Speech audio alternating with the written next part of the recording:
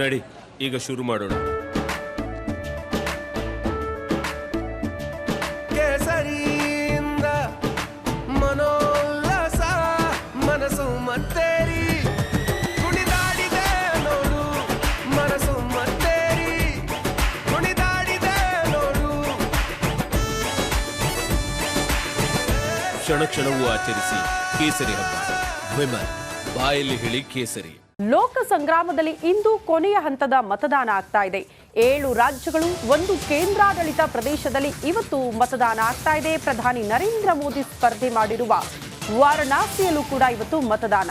ಒಟ್ಟು 57 ಲೋಕಸಭಾ ಕ್ಷೇತ್ರಗಳಿಗೆ ಇವತ್ತು ಮತದಾನ ಆಗ್ತಾ ಇದೆ. 57 ಕ್ಷೇತ್ರಗಳ 907 ಅಭ್ಯರ್ಥಿಗಳ ಭವಿಷ್ಯ ಇವತ್ತು ನಿರ್ಧಾರವಾಗುತ್ತೆ.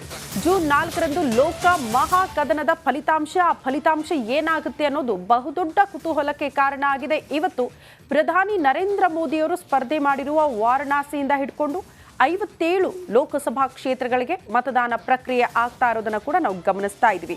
ಘಟಾನುಘಟಿ ನಾಯಕರೆಲ್ಲ ಬಂದು ತಮ್ಮ ಹಕ್ಕು ಚಲಾವಣೆ ಮಾಡಿರುವ ದೃಶ್ಯವನ್ನು ಕೂಡ ನಾವು ಗಮನಿಸ್ತಾ ಇದ್ದೀವಿ. ಒಂದ್ ಕಡೆ ಯೋಗಿ ಆದಿತ್ಯನಾಥ್ ಅವರು ತಮ್ಮ ಹಕ್ಕು ಚಲಾವಣೆ ಮಾಡಿರುವ ದೃಶ್ಯ.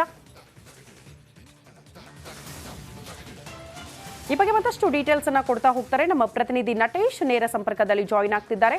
ನಟೇಶ್, 57 ಲೋಕಸಭಾ ಕ್ಷೇತ್ರಗಳಿಗೆ ಇವತ್ತು ಮತದಾನ.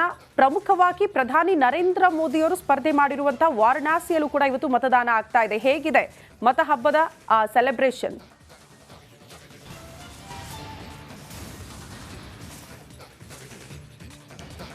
ಶ್ರುತಿ, ಖಂಡಿತ 2024ರ 18ನೇ ಲೋಕಸಭಾ ಚುನಾವಣೆಯ 7ನೇ ಹಂತದ ಮತದಾನ ನಡೀತಾ ಇದೆ. ಈಗ ಆಲ್ರೆಡಿ 7 ಗಂಟೆಯಿಂದ ಶುರುವಾಗಿರ್ತಕ್ಕಂಥದ್ದು ಇದು ಕೊನೆಯ ಹಂತದ ಮತದಾನ. ಯಾಕಂದರೆ ಇಲ್ಲಿ ಬಹಳ ಪ್ರಮುಖವಾಗಿ ಎಲ್ಲರ ಚಿತ್ತ ಈಗ ಉತ್ತರ ಪ್ರದೇಶದ ವಾರಣಾಸಿಯತ್ತ ಅನ್ನುವಂತಾಗಿದೆ. ಯಾಕಂದರೆ ವಾರಣಾಸಿಯಿಂದ ಪ್ರಧಾನಿ ನರೇಂದ್ರ ಮೋದಿಯವರು 3ನೇ ಬಾರಿಗೆ ಸತತ ಹ್ಯಾಟ್ರಿಕ್ ಗೆಲುವಿನ ನಿರೀಕ್ಷೆಯಲ್ಲಿ ಲೋಕಸಭಾ ಚುನಾವಣೆಯಲ್ಲಿ ಸ್ಪರ್ಧೆಯನ್ನು ಮಾಡ್ತಾ ಇರ್ತಕ್ಕಂಥದ್ದು. ಹಾಗಾಗಿ ಈ ಬಾರಿ ಲೋಕಸಭಾ ಚುನಾವಣೆಯಲ್ಲಿ ಪ್ರಧಾನಿ ನರೇಂದ್ರ ಮೋದಿಯವರಿಗೆ ಈಗಾಗಲೇ ಏನು ಉತ್ತರ ಪ್ರದೇಶದಲ್ಲಿ ಸಾಕಷ್ಟು ಬೆಂಬಲ ಕೂಡ ವ್ಯಕ್ತ ಆಗ್ತಾ ಇದೆ. ಹಾಗಾಗಿ ವಾರಣಾಸಿಯಲ್ಲಿ ಈ ಬಾರಿ ಗೆಲುವಿನ ಒಂದು ನಾಗಾಲೋಟಕ್ಕೆ ಮುಂದಾಗೋದಕ್ಕೆ ಪ್ರಧಾನಿ ನರೇಂದ್ರ ಮೋದಿಯವರು ಕೂಡ ಸಾಕಷ್ಟು ಏನು ತಯಾರಿಯನ್ನು ಕೂಡ ನಡೆಸಿಕೊಂಡಿರ್ತಕ್ಕಂಥದ್ದು.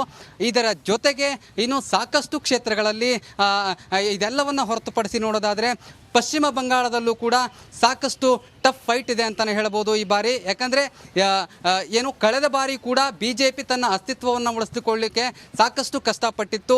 ಈ ಬಾರಿ ಕೂಡ ಏನು ಪಶ್ಚಿಮ ಬಂಗಾಳದಲ್ಲಿ ತನ್ನ ಗೆಲುವಿನ ನಾಗಾಲೋಟವನ್ನು ಮುಂದುವರಿಸಲಿಕ್ಕೆ ಪ್ರಾರಂಭ ಮಾಡಿರ್ತಕ್ಕಂಥದ್ದು.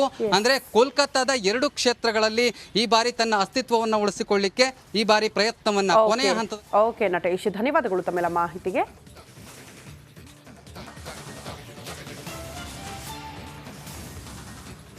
ಲೋಕ ಸಂಗ್ರಾಮದಲ್ಲಿ ಇಂದು ಕೊನೆಯ ಹಂತದ ಮತದಾನ ಆಗ್ತಾ ಇದೆ. ಮಹಾಸಮರದ ಮೆಗಾ ರಿಸಲ್ಟ್ಗೂ ಕೂಡ ಕೌಂಟ್ ಡೌನ್ ಪ್ರಾರಂಭ ಆಗಿದೆ. ರಿಪಬ್ಲಿಕನದ ಡಬಲ್ ಎಕ್ಸಿಟ್ ಪೋಲ್ ಇವತ್ತು ಸಂಜೆ 5 ಗಂಟೆಯಿಂದ ನೇರ ಪ್ರಸಾರ. ಕನ್ನಡ ಮಾಧ್ಯಮ ಲೋಕದಲ್ಲೇ ಏಕೈಕ ಡಬಲ್ ಎಕ್ಸಿಟ್ ಪೋಲ್ ನಿಮ್ಮ ರಿಪಬ್ಲಿಕನದಲ್ಲಿ. ಮಹಾ ಚುನಾವಣೆಯ ಮಹಾ ಎಕ್ಸಿಟ್ ಪೋಲ್ ಇದು. ಸಂಜೆ 5 ಗಂಟೆಯಿಂದಲೇ ಇವತ್ತು ಸಂಜೆ 5 ಗಂಟೆಯಿಂದಲೇ ನಾನ್ ಸ್ಟಾಪ್ ಲೈವ್ ನಿಮ್ಮ ಮುಂದೆ. ಸಹಜವಾಗಿ ಒಂದು ಅಂದಾಜು ಸಿಕ್ಕಾಗ್ಬಿಡುತ್ತೆ ನಮಗೆ ಸಾಯಂಕಾಲ ಈ ಮತದಾನ ಪ್ರಕ್ರಿಯೆ ಮುಕ್ತಾಯ ಆದ ಬಳಿಕ. ಕಾರಣ ಇವತ್ತು ಕೊನೆಯ ಹಂತದ ಮತದಾನ ಪ್ರಕ್ರಿಯೆ 57 ಕ್ಷೇತ್ರಗಳಿಗೆ ಆಗ್ತಾ ಇರೋದ್ರಿಂದ ಅದು ಮುಗಿದ ತಕ್ಷಣ ಈ ಎಕ್ಸಿಟ್ ಪೋಲ್ ಏನ್ ಹೇಳುತ್ತೆ, ಮತದಾರನ ಒಲವು ಏನಾಗಿರಬಹುದು, ಯಾವ ಪಕ್ಷಕ್ಕೆ ಅತಿ ಹೆಚ್ಚಿನ ಸ್ಥಾನ ಸಿಗಬಹುದು, ಈ ಕುರಿತ ನಿಖರ ಮಾಹಿತಿಯನ್ನ ರಿಪಬ್ಲಿಕನದಲ್ಲಿ, ಅದು ಕೂಡ ಕನ್ನಡ ಮಾಧ್ಯಮ ಲೋಕದಲ್ಲಿ ಆದ first time double exit poll ಸಂಜೆ 5 ಗಂಟೆಯಿಂದಲೇ ನಾನ್ ಸ್ಟಾಪ್ ಲೈವ್